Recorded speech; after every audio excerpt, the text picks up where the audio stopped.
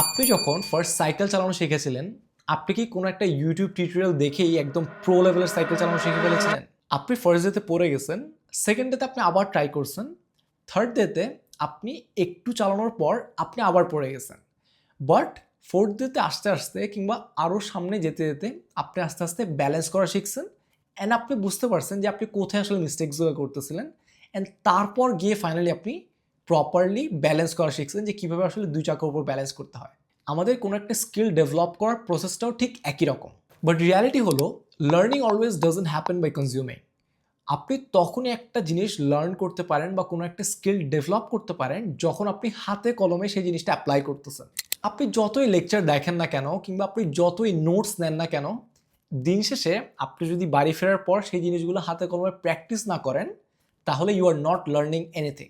আজকে আমরা 4টা সায়েন্টিফিক মেথড নিয়ে কথা বলবো, যেগুলো ফলো করলে আপনি যে কোনো স্কিল অ্যাটলিস্ট 10x ফাস্টার আপনি শিখতে পারবেন অ্যান্ড কীভাবে আসলে প্রপারলি কোনো একটা স্কিল ডেভেলপ করতে হয় সেই বিষয়ে আমরা বিস্তারিত আলোচনা করব। So without any further do let's start the video. Learning সবসময় দুই ফেজে হয়।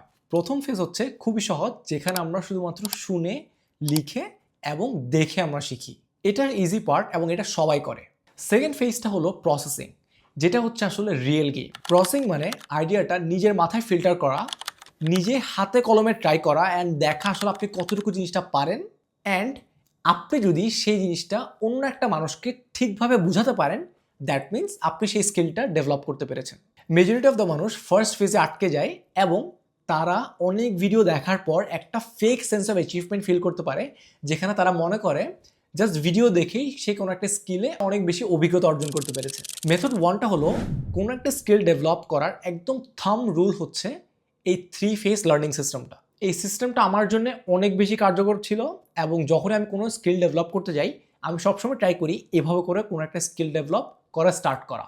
এই ফেজের মেইন গোলটাই হচ্ছে আপনি সেই স্কিলটার ব্যাপারে প্রপারলি রিসার্চ করবেন এবং আপনি দেখবেন দ্যাট আপনার ইন্টারেস্টের সাথে স্কিলটা অ্যালাইন করে না কিনা। এটার জন্য আপনি যেটা করতে পারেন, আপনি ইউটিউব ইউজ করতে পারেন, একদম বেসিক। বাট আপনি যদি একটু ডিপ ডাইভ করতে চান, তাহলে আমি আপনাকে হাইলি রেকমেন্ড করবো রেডিট অ্যান্ড কোরা। এই দুইটা প্ল্যাটফর্মে গিয়ে আপনি যদি একটু রিসার্চ করেন, তাহলে আপনি রিয়েল মানুষজন থেকে তাদের এক্সপিরিয়েন্স সম্পর্কে জানতে পারবেন যে এই স্কিলটা আসলে কতটুকু কার্যকর। ওকে, প্রথম ফেজে আমরা স্কিল সিলেক্ট করে ফেললাম এবং সেকেন্ড ফেজে কি আমরা যেটা করব, আমরা করব কি স্কিলটা আসলে আমাদের হাতে কলমে প্র্যাকটিস করা ট্রাই করব। আপনি যদি কোনো একটা এডিটিং সফটওয়্যার শিখতে চান, তাহলে আপনি সেই সফটওয়্যারটা ডাউনলোড করবেন, সেই সফটওয়্যারটা সেট আপ করবেন এবং আপনি খুব বেসিক কিছু দিয়ে আপনি স্টার্ট করবেন এবং জানার ট্রাই করবেন যে আপনি আসলে কতটুকু কমফোর্টেবল ফিল করছেন। কারণ যখনই আপনি হাতে কলমে প্র্যাকটিস করতে যাবেন, তখনই আপনি আসলে কোনো একটা জিনিসের রিয়েল ইম্প্যাক্টটা ফিল করতে পারবেন দ্যাট আপনি আসলে কতটুকু জিনিসটা ভালো পারেন কিংবা কতটুকু ভালো পারেন না। সো যখনই আপনি এই জিনিসটা আইডেন্টিফাই করতে পারবেন, তখন আসলে আপনার জন্য আপনার নেক্সট ফেজে যাওয়াটা খুব বেশি ইজি হয়ে যাবে। কারণ নেক্সট ফেজে আপনি করবেন একটা 15 ডেজ টাইম ব্লক করবেন এবং এই টাইম ব্লকে আপনি কনস্ট্যান্টলি সেই একটা জিনিস প্রপারলি প্র্যাকটিস করবেন। সেটা যদি প্রোগ্রামিং হয়ে থাকে, তাহলে আপনি প্রোগ্রামিং প্র্যাকটিস করবেন।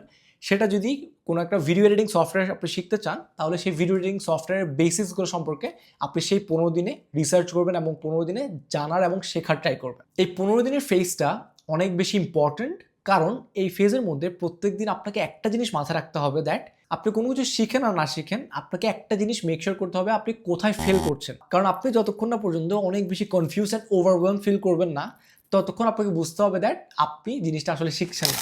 বর্তমান সময়ে আপনি যদি কোনো কিছু শেখার জন্যে টেকনোলজির ব্যবহার না করেন কিংবা এআইয়ের ব্যবহার না করেন, তাহলে আপনি আপনার কম্পিটিটরদের থেকে অনেকভাবে পিছিয়ে থাকবেন।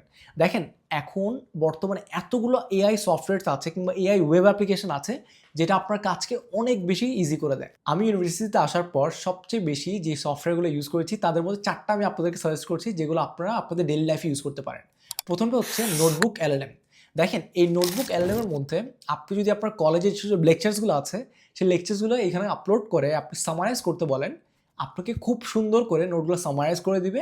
আপনার নোটসগুলোকে এই এআই টুলটা একটা পডকাস্টে পরিণত করবে, যেটা আপনি অন দ্য গো কিংবা আপনি হাঁটতে হাঁটতেও আপনার নোটসগুলো সম্পর্কে আপনি একটা আইডিয়া নিতে পারবেন। সেকেন্ড টুলটা আমাকে যেটা অনেক বেশি হেল্প করেছে অ্যাজ আ মেন্টর, সেটা হচ্ছে গুগল এআই স্টুডিও কিংবা জেমিনাই। দেখেন, এইটা সম্পর্কে আপনারা হয়তো অনেকেই শুনেছেন কিংবা আমরা জাস্ট এটাকে বেসিকভাবে ইউজ করি আমাদের অ্যাসাইনমেন্ট সলভ করার জন্য। বাট এটার কিন্তু আরও অনেক বেশি কার্যকারিতা আছে, যেটার মধ্যে একটা হলো আপনি এখানে স্ক্রিন শেয়ার করে যদি আপনি আপনার কোনো একটা প্রবলেম সলভ করেন এবং তাকে কোয়েশ্চেন করেন, আপনাকে সেটা লাইভে অ্যান্সারটা দিবে। ফর এক্সাম্পল, আপনাকে যেভাবে আপনার টিউটর আপনাকে বাসায় এসে পড়াতো। So how amazing is that. Third যে টুলটা সেটা হচ্ছে অ্যাঙ্কি, যেটা আপনাকে আপনার নোটস থেকে খুব সুন্দর করে ফ্ল্যাশ কার্ড বানাতে হেল্প করে। দেখেন, আমরা সবসময় যখন পড়াশোনা করি তখন আমাদের মেইন কিছু টপিকস থাকে যেগুলো আমাদেরকে সবসময় রিভাইজ করতে হয়। সেটা কোনো ধরনের ফর্মুলা শিট হতে পারে ম্যাথস হলে, কিংবা কোনো বায়োলজির কোনো সাবজেক্ট হলে তখন কোনো ডেফিনেশনস হতে পারে। সো এগুলোর জন্য আমাদেরকে ফ্ল্যাশ কার্ড বানিয়ে পড়াটা অনেক বেশি important. So at this moment এখন তো আর সময় নেই যে আমরা একটা একটা করে ফ্ল্যাশ কার্ড বানাবো।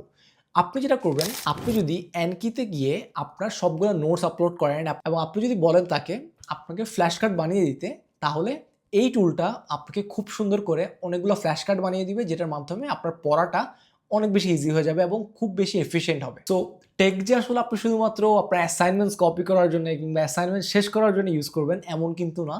দেয়ার are so many texts that you could use, যেটা আপনার কাজকে অনেক বেশি এফিশিয়েন্ট করে দিবে এবং আপনার লার্নিং প্রসেসটাকে অ্যাটলিস্ট 10x ফাস্টার করে দিবে। লার্নিং কখনোই আসলে প্যাসিভলি করা যায় না। আপনি যদি কোনো একটা কিছু ভালোভাবে শিখতে চান, তাহলে আপনাকে ডিপ ডাইভ করতে হবে, আপনাকে ভালো মতো বসে মনোযোগ দিয়ে পড়াশোনা করতে হবে, otherwise it's not possible to learn. এখন পর্যন্ত আমি যতগুলো এক্সামস দিয়েছি, আমার এ লেভেলস এক্সাম কিংবা আমার সেমিস্টার ফাইনাল, সবগুলোর মধ্যে এই 3টা অ্যাক্টিভ লার্নিং মেথডস আমাকে অনেক বেশি হেল্প করেছে আমার পড়া খুব কম সময়ে ভালোভাবে শেখার জন্য। প্রথমটা হলো খুবই বেসিক, সেটা হচ্ছে পোমোডোরো টেকনিক, যেখানে আপনি 25 মিনিট পড়বেন এবং 5 মিনিটের একটা ব্রেক নেবেন। যেই ব্রেকে আপনি জাস্ট আপনার মাইন্ডকে রিমাইন্ড করার ট্রাই করবেন এবং দেখবেন যে আপনি আসলে কতটুকু, যে পড়াটা আপনি 25 মিনিটে পড়েছেন, আপনার কতটুকু পড়াটা মনে আছে। কোনোভাবেই ফোন কিংবা কোনো ধরনের ডিভাইস ইউজ করা অ্যালাউড নেই এই সময়ে। এই 5 মিনিট শুধুমাত্র আপনাকে দেওয়া হয়েছে যাতে আপনি ওই পড়াটা একটা রিক্যাপ করতে পারেন। এবং যখনই আমি কোনো একটা বিষয়ে ডিপ ডাইভ করতে যাই, তখন আমি ইউজ করি আল্টারডিয়ান স্পেন্স, যেটা হচ্ছে 90 minutes solid deep work session, যেখানে আমি শুধুমাত্র সেই বিষয়ে কাজ করব, keeping all my devices out of reach. এবং 90 মিনিটস পর আমি একটা 15 মিনিটস একটা ব্রেক নেব, যেখানে আমি জাস্ট স্ন্যাক্স, এবং আমি ট্রাই করব যে পড়াগুলো আমি পড়েছি সেই পড়াগুলো আবার রিক্যাপ করা। আপনি যদি চিন্তা করেন, তাহলে এটা হচ্ছে জাস্ট পোমোডোরো টেকনিকের একটা লঙ্গার ভার্সন, যেটা আপনাকে ডিপ ডাইভ করতে কিংবা ডিপ ওয়ার্ক সেশনস করতে অনেক বেশি হেল্প করবে। আমরা যখনই কোনো একটা বিষয়ে অনেক লম্বা সময় ধরে পড়ি, আমাদের দেখা যায় কি একঘেয়েমি কাজ করে, যে এই বিষয়টা আমাদের আর পড়তে ইচ্ছা করছে না। সো এটার মানে এই না যে আপনাকে পড়া থেকে উঠে যেতে হবে, এটাকে বলে ইন্টারলিভিং মেথড। সো দেখা যায় কি আপনি যদি 1 ঘন্টা ম্যাথস পড়েন, তাহলে আপনি 1 ঘন্টা পর আপনি আরেকটা সাবজেক্ট পড়েন। তো যখনই আপনি আসলে মিক্স করে সাবজেক্টগুলো পড়বেন, তখন দেখা যাবে কি আপনি যে একঘেয়েমিটা আসলে কাজ করে একটা সাবজেক্ট পড়তে পড়তে, সেই জিনিসটা আর কাজ করবে না এবং আপনি খুব কম সময়ে আপনি অনেকগুলো পড়া শেষ করতে পারবেন। আমাদের সবসময় এমন কিছু সাবজেক্টস থাকে কিংবা এমন কিছু কমপ্লেক্স টপিকস থাকে যেগুলো আসলে ক্র্যাক করা অনেক বেশি ডিফিকাল্ট হয়। সেটার জন্য বেস্ট ওয়ে হচ্ছে ফেইনম্যান টেকনিক। দেখেন, আপনাকে এই জিনিসটা মাথায় রাখতে হবে দ্যাট যেই কনসেপ্টটা আপনার কাছে আপনার ক্লিয়ার মনে হয়, সেটা আপনি তখন অন্য একটা মানুষকে অনেক ইজিভাবে বোঝাতে পারবেন। এবং যদি আপনি অনেক ইজিভাবে বোঝাতে না পারেন, তাহলে আপনাকে ধরে নিতে হবে আপনি সেই বিষয়টা সম্পর্কে আপনার প্রপার ধারণা নেই, কিংবা আপনি নিজেই বুঝেন না, আপনাকে আরও বেশি কাজ করতে হবে সেটার উপর। সো এটাকে আসলে বলে ফেইনম্যান টেকনিক। যখন আপনি কোনো একটা কমপ্লেক্স টপিক পড়ার চেষ্টা করবেন, তখন ট্রাই করবেন একটা গ্রুপের মধ্যে পড়ার, এবং যেই ফ্রেন্ডটা আসলে সেই বিষয়ে স্ট্রাগল করছে, ট্রাই করবেন তাকে আপনি সেই বিষয়টা এক্সপ্লেন করার।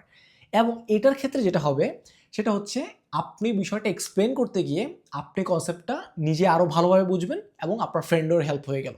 সো আমি চেষ্টা করেছি এই ভিডিওর মাধ্যমে আমি যেসব স্টাডি টেকনিক্সগুলো ফলো করি আমার এক্সামসের জন্য প্রিপারেশন নেওয়ার জন্য, সেগুলো আপনাদের সাথে শেয়ার করার। সো আমি আপনাদের সবাইকে হাইলি রিকমেন্ড করব, আপনারা কীভাবে লার্নিং মেথডস নিয়ে কাজ করেন কিংবা আপনি কীভাবে কোনো একটা কনসেপ্ট শিখেন, সেটা কমেন্ট সেকশনে শেয়ার করার জন্য, যাতে আমরা সবাই একসাথে শিখতে পারি এবং একসাথে গড়ে উঠতে পারি। দেখা হবে অন্য কোনো ভিডিওতে, কথা হবে অন্য কোনো বিষয়ে। আসসালামু আলাইকুম।